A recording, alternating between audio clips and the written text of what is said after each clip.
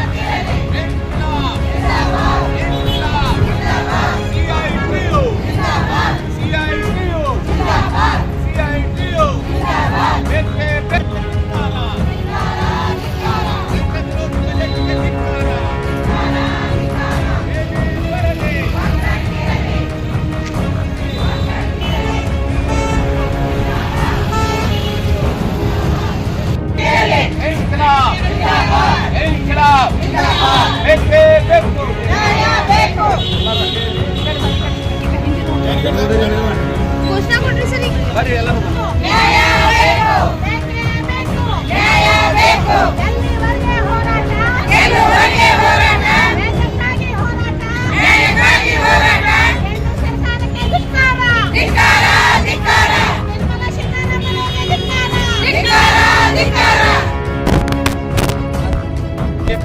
1ನೇ ತಾರೀಕಿಗೆ ಕೇಂದ್ರ ಸರ್ಕಾರ 25-26ನೇ ಸಾಲಿನ ಬಜೆಟ್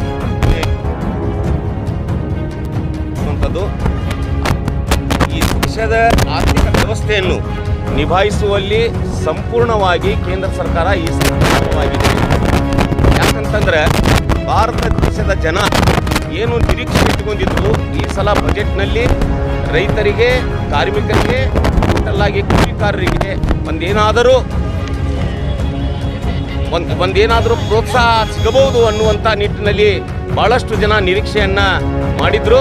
ಆದರೆ ಮೋದಿ ಸರ್ಕಾರ ಮತ್ತು ವಿತ್ತ ಸಚಿವೆಯಾದಂಥ ನಿರ್ಮಲಾ ಸೀತಾರಾಮನ್ ಅವರು ಈ ದೇಶದ ಬಹುಕೋಟಿ ಜನ ದುಡಿಯುವಂಥ 22% ಅಸಂಘಟಿತ ಕಾರ್ಮಿಕರೇನಿದ್ದಾರೆ, ಕೂಲಿಕಾರರೇನಿದ್ದಾರೆ, ರೈತರೇನಿದ್ದಾರೆ, ಈ ಎಲ್ಲರಿಗೂ ಒಂದು ವಿಶ್ವಾಸ ದ್ರೋಹ ಮಾಡಿದಂಥ ಒಂದು ಬಜೆಟ್ ಈ ಸಲ ಮಂಡನೆ ಮಾಡ್ಯಾರ.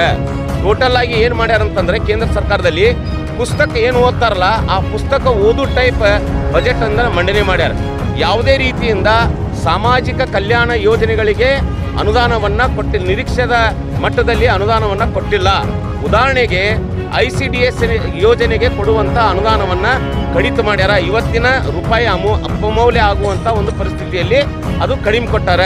ಎರಡನೇದಾಗಿ ಉದ್ಯೋಗ ಖಾತ್ರಿ ಯೋಜನೆಗೆ ಬಜೆಟ್ನಲ್ಲಿ ಅನುದಾನವನ್ನ ಕಡಿತ ಮಾಡ್ಯಾರ. ಟೋಟಲ್ ಆಗಿ ಇವತ್ತೇನು ಮಾಡ್ಯಾರಂದ್ರೆ ಶ್ರೀಮಂತರಿಂದ ಶ್ರೀಮಂತರಿಗಾಗಿ ಇರುವಂಥ ಬಜೆಟನ್ನು ಮಂಡನೆ ಮಾಡ್ಯಾರ. ಆದ್ದರಿಂದ ಈ ಸಾಲಿನ ಬಜೆಟ್ ಏನು ಮಂಡನೆ ಮಾಡ್ಯಾರ